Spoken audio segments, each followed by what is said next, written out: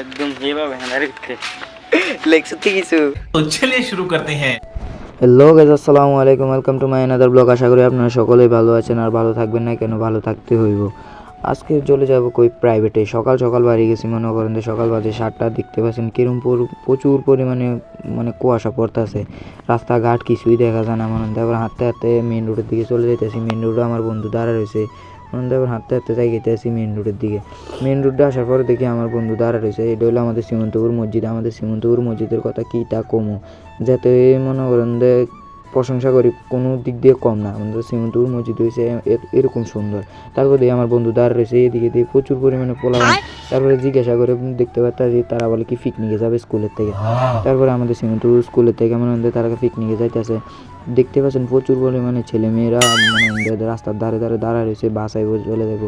তারপরে আমার বন্ধুর লোকে একটা প্রাইভেটে চলে যাইতেছি। প্রাইভেটে যাবো, প্রাইভেট ফেরা তারপরে বাড়ির দিকে যাবো। এটা হলো আমাদের প্রাইভেট বেস। এর আমাদের বন্ধু টেবিল গুনতে আছে, কোন টেবিলটা বন যায়। আর প্রাইভেট শেষ করে প্রাইভেটের বাইরে এসে আরেক বন্ধুরা দিয়ে এনে বলেছি। বন্ধু সোফাটা দেখছে নি, গেম খেলি না সোফা এক একটা মাফিয়া রাইস্টার। আর তারা দেখছি নি মদের বোতলের মধ্যে হুলো সারা প্রাইভেটটা কিরম খেলাছ একদম যেভাবে লেগছে কিছু বন্ধু গীতা কিছু তো শুনছে না। তারপরে প্রাইভেটে শেষ করে বন্ধুর কথা শুনি এরা মনে করেন বাড়ির দিকে চলে যেতে আসে। আসসালামু আলাইকুম। আজকে ব্লগটা এতটুকু। আশা করি আপনারা সকলে ভালো থাকবেন।